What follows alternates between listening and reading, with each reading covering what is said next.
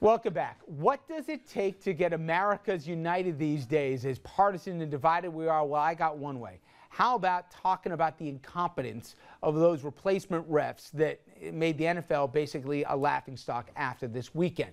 Well, the cherry on top, if you want to call it that, came Monday night when the Green Bay Packers taking on the Seahawks. Seahawks driving down the field, setting up for the Hail Mary, last play of the game. Well, goes into the end zone. What happens next? That has led to football chaos. The game's final play is a Wilson loft to the end zone, which is dropped ball by Tate with Jennings simultaneous. Who has it?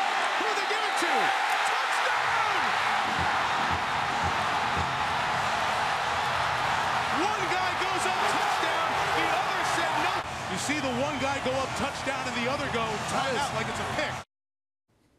Okay. It was a bad call. They, in fact, said it was shared possession, so it went to the Seahawks. Seahawks win the game. Outrage over that call, especially when they had a chance to go through replay on it, from SportsCenter to Twitter to the frozen tundra in Green Bay. Not so frozen, I grant you, but it sounded good. You see a shot there of Lambeau Field outside of it. The Vatican of pro football, some fans considering the unthinkable, not watching the Packers game on this coming weekend. Blown call. Had the effect of creating common ground between, of all people, President Obama and Governor Romney. The president sent out this tweet yesterday. NFL fans on both sides of the aisle hope the refs lockout settled soon. And here's what Romney had to say, easy for me to say. I'd sure like to see some experienced referees with NFL experience come back out of the NFL playing fields. But before you think, oh, they're making a big deal about one thing, refs have screwed up calls in all major sports, even when the regular guys are in here, it has been just the latest example of a pattern. This was hardly the first example of the replacement refs blowing calls. Vikings-Niners this past Sunday. This play, running back ruled down by contact.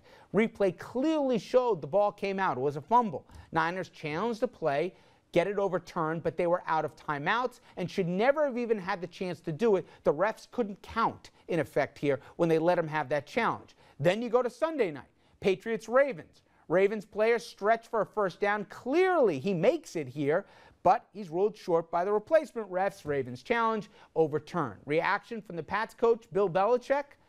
Put it politely, disbelief. He even tries to get the ref's arm at the end of the game to complain for that. Fined big bucks by the league today. And that's not even counting a kick at the end that wasn't even reviewed that should have been. So, who are these replacements, you ask, that have actually managed to get the two candidates for president to actually agree on something? Well, some have only had experience officiating six-man high school football. I'm not making this up. Some have only refereed games in professional poker, and that one of them was even fired from something called the Lingerie Football League for incompetence. Again, I couldn't write this if I tried. This is all true. The public outcry has apparently motivated the commissioner, Roger Goodell, who's been MIA throughout this whole thing, to go back to the bargaining table. And according to ESPN, the NFL and the refs union, the regular refs, close to a deal, we've heard this before, that could get the regular refs back on the field as soon as this weekend. There are sticking points. Union wants the league to continue to fund a full pension plan. League doesn't want to do that.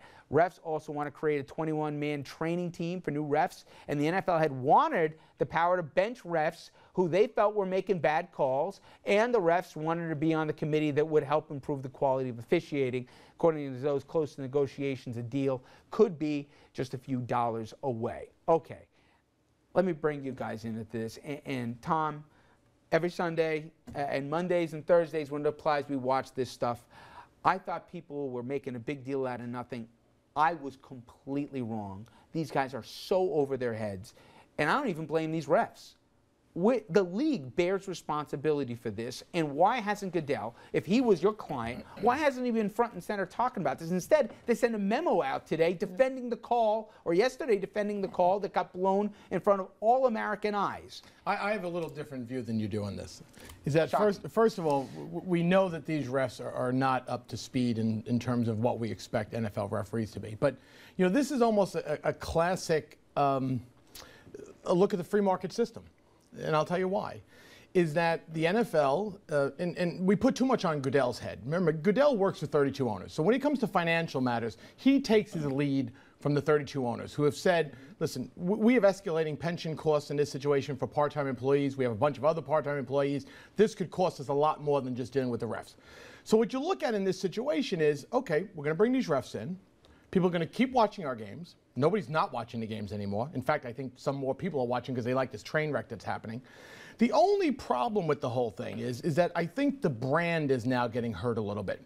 This is also the integrity of the game. Yeah, and that's why now everybody recognizes it's the fact that the integrity of the game, the fact that the refs, not the blown calls, as much as they've lost control of the game, where you've seen on multiple occasions teams almost get to the point of bench clearing brawls. That is unacceptable. That's when guys are going to get hurt. That's why I think in the next 24, 48 hours we see this thing settled. But again, a lot has been put on Goodell on this one. I don't think it's Goodell. Goodell's only carrying out the owner's wishes to say, okay, how do you want to go forward? Because he can't spend their money. But he can't have it both ways. He can't say, hey, listen, I'm just the mouthpiece, and then turn around and say that I am the word. For me, Jess, the big issue, and it's going to come back, leading in the offseason, were all the concussions. And the class action lawsuit that's moving ahead now that the NFL is going to have to address. So safety was such a big issue for the league. And whatever motives you want to ascribe to the league, they at least knew that this is big. They're creating a dangerous environment. They're missing calls. They're letting, as he said, things escalate here where plays not only getting chippy, but it's ugly. The league, from a PR standpoint, and you handled some crisis management, right?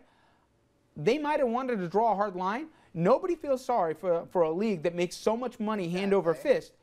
They should have either had a backup plan, which they didn't, or swallow hard and make the deal. Now everybody knows they're going to capitulate on this thing. I just don't get it. If you were counseling them, would you have said, I don't care how bad it looks for you, make the deal. This is getting worse, not better. I mean, no question, this is a PR nightmare, and they have egg on their face in this. And I think if you polled public opinion, they would say it's totally reasonable that they should have a pension plan when the players get it, and they make plenty of money. They're certainly very profitable. But as Tom was saying, the integrity of the game is at stake here, and the stakes are extremely high in professional sports. And whether it's, performance-enhancing drugs, or you have refs that are making calls that are determining, whether a team wins or loses, that's going to affect the entire season. Dom, you want to talk about integrity? Vegas bookies return bets after the Packer Seahawks game because it was such an egregious call here. You got bookies that are at least trying to make things right here. When Vegas bookies give money back, you've got a problem. Well, the NFL took a huge gamble, and I agree with almost everything that's been said. But the NFL took a huge. You should always. As I should always. Yes. I agree. I concur. Thank you. Except on the presidential race, but the NFL took a huge gamble, and they lost. I mean, I can understand. But how did they lose, though? Explain to me. Here's how they lost. Here's how they lost. Because when you're making $9 billion in profits amongst what? 32 teams, and you won't give in a little bit on pension costs, that you're not going to get sympathy from your base, the football fans. Dominic, but this is where I disagree. See, what you got to look at is you got to look at the big picture here. As Richard pointed out, and I agree, you got to look at the big picture. You got to look at the picture because the NFL is going to be facing a number of massive lawsuits. Right. Okay, so if that's nothing. No, it's something. Believe me. I mean, these concussion lawsuits that are coming down the road, and you're dealing with you're dealing with 180 or so referees, okay? Now, okay, you throw them into the pension pool, okay? You extend their pension. Now you got 18,000 part-time employees or so in the NFL who are going to be looking for pension costs, et cetera. It doesn't end at that point. So when people stop going to the games or watching the games, that's when you have a PR nightmare. But no one's stopped break, guys. We're going to keep this conversation going after break. And see at the bottom of your screen that toll-free number. I want to know what you folks think here. I agree with everybody saying here, but to me, I don't think the league gets a pass in any way, shape, or form. They knew they were going to have a labor problem with this, and they should have known better that you can't just bring in a bunch of guys off the street and they do just as good a job here.